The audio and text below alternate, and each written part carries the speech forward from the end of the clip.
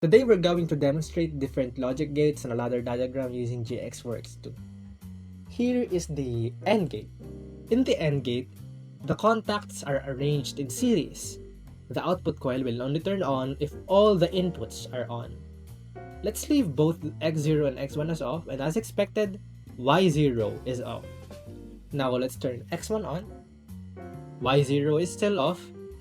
Next, let's switch X0 on while X1 stays off. Y0 is still off. Finally, let's turn both of them together. Now Y0 turns on because current can flow through both contacts in series. That is the AND gate. Now let's talk about the OR gate. In the OR gate, the contacts are arranged in parallel.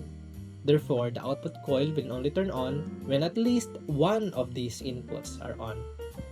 With both X2 and X3 off, Y1 is off. Let's turn X3 on, and because current can flow through this branch, Y1 turns on. Now let's switch X2 while turning X3 back off.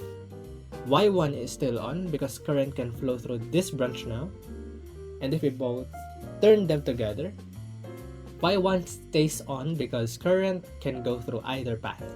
That is the OR gate. Now let's talk about the NOT gate or the inverter.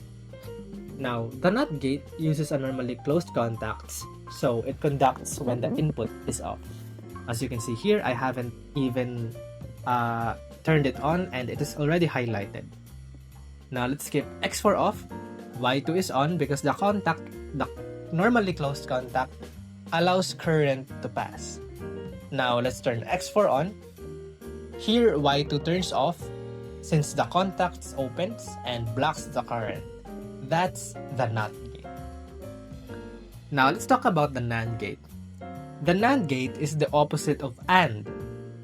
So the output stays on unless all inputs are on. Here with both X5 and X6 off, Y3 is on because the circuit isn't blocked. Now let's turn one of them on while leaving the other off. Y3 stays on since there's still a path for current to reach the output. That is true for the other way around.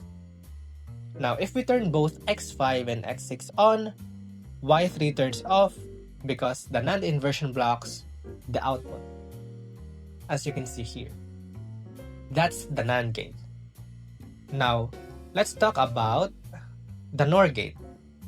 The NOR gate is the opposite of OR. The output only turns on if all the inputs are off. Here with both X7 and X11 off, Y4 is on because current can flow through these branches. Now let's turn X7 on. Y4 turns off since current flows in one branch and this cancels the output. Now let's switch them. Let's turn X11 on. Y4 is off again for the same reason. Finally, with both of them on, Y4 still stays off because no current can flow through at all. That's the NOR gate. Now let's talk about the exclusive OR or the XOR gate. The exclusive OR gate is arranged so that the output only turns on when all the inputs are different.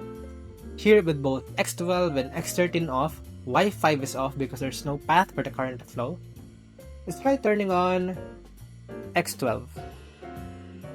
Here, Y5 turns on because current can flow through the single active path here. What if we turn X13 instead? Y5 also turns on. Finally, if we turn both of them together, Y5 turns off because there's no path for the current to flow. That is the XOR gate. So that is the basic overview on the logic gates here in GXWorks 2. Thank you for watching.